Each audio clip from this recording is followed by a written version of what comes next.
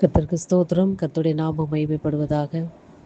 வானத்திலும் இந்த பூமியிலும் வல்லமையான ஒரு நாமம் உண்டு. வானத்திலும் இந்த பூமியிலும் வல்லமையான ஒரு நாமம் உண்டு.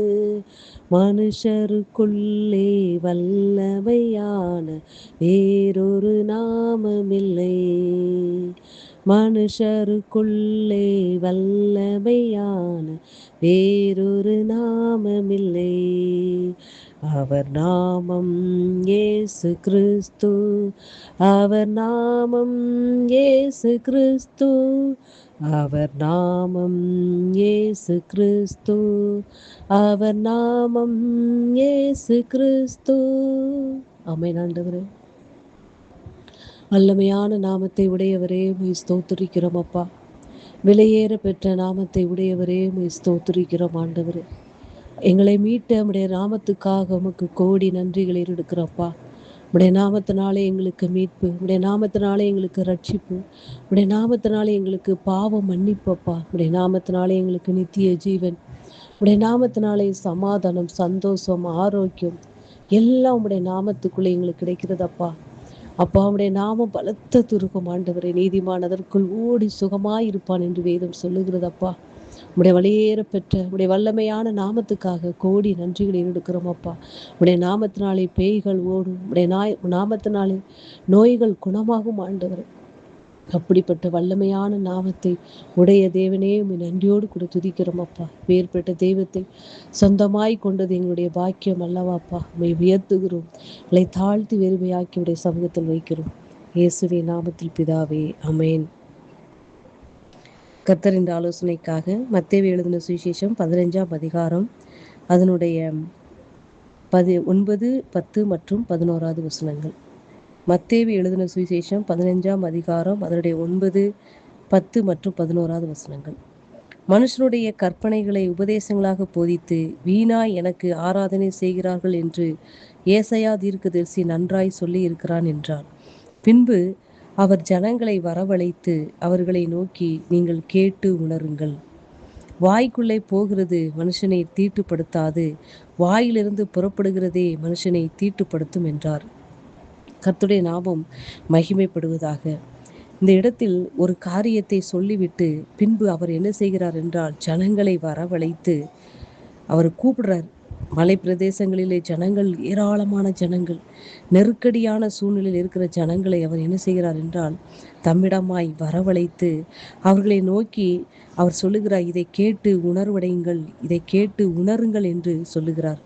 எந்த காரியத்தை குறித்து ஜனங்களிடத்தில் உணருங்கள் என்று கர்த்தர் சொல்லுகிறார் என்றால், வாய்க்குள்ளே போகிறது மனுஷனை தீட்டுப்படுத்தாது.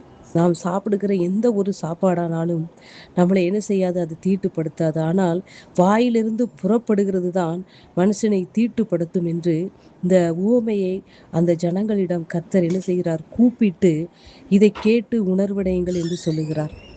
அப்பொழுது சீஷர்களாக சொல்லுகிறாங்க, அவங்களுக்கு இந்த உவமை என்னன்னே அவங்களுக்கு புரியலை. புரியாது இருக்கும் பொழுது அடுத்த வசனத்தில் இப்படியாய் சொல்லப்பட்டிருக்கிறது.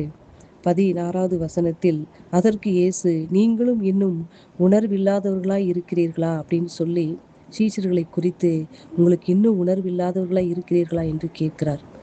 அவங்களுக்கு கர்த்தர் சொன்ன ஊமை புரியாதபடியினாலே கர்த்தர் அதை விலைக்கு எப்படி சொல்லுகிறார் என்றால், வாய்க்குள்ளே போகிறதெல்லாம் வயிற்றிலே சென்று ஆசன வழியாய் கழிந்து போகும் என்பதை நீங்கள் இன்னும் அறியவில்லையா? நம்ம சாப்பிடுகிற சாப்பாடு அது என்ன செய்கிறது என்றால் உணவுக்குள்ளே வழியாக சென்று வயிற்றுக்குள் சென்று அது ஜீரணம் அடைந்து அது கழிவாய் வெளியேற்றப்படுகிறது. அப்போ வாய்க்குள்ளே போகிறதெல்லாம் நம்மளை தீட்டுப்படுத்தவே இல்லை. ஆனால் அடுத்த வசனத்தில் சொல்லப்பட்டிருக்கிறது, வாயிலிருந்து புறப்படுகிறவைகள் இருதயத்திலிருந்து புறப்பட்டு வரும், இருதயத்தின் நினைவினால் வாய் பேசும் என்று வேதம் சொல்லுகிறது.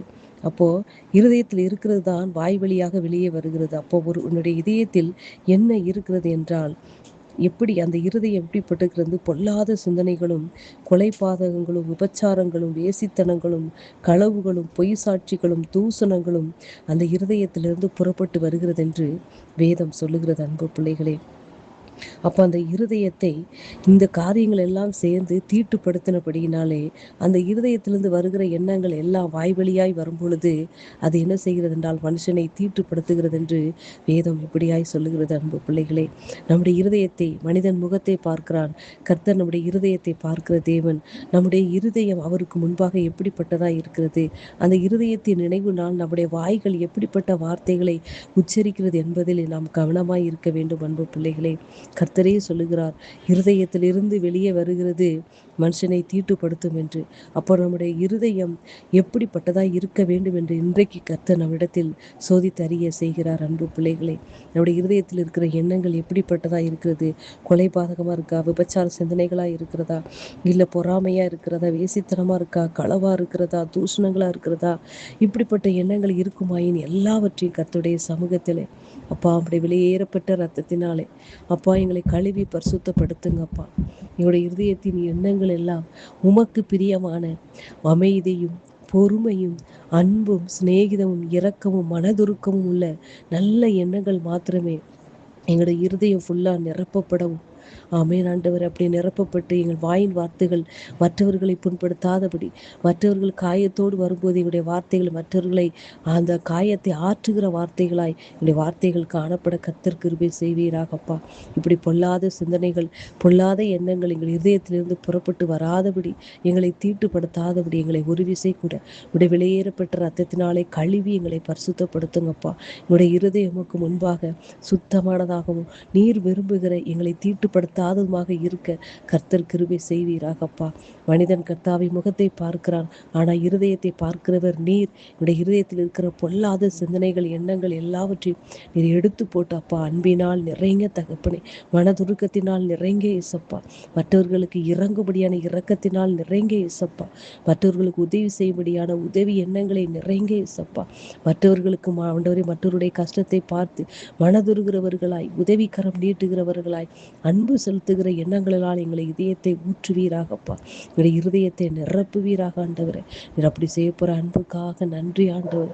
உமக்கு முன்பாக எங்களுடைய இருதயம் இப்போதும் ஆண்டவரே செம்மையாயிருக்க கிருபை தாரும்.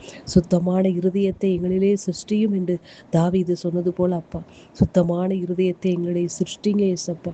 நீர் அப்படி செய்ய போற அன்புக்காக நன்றி ஆண்டவரே.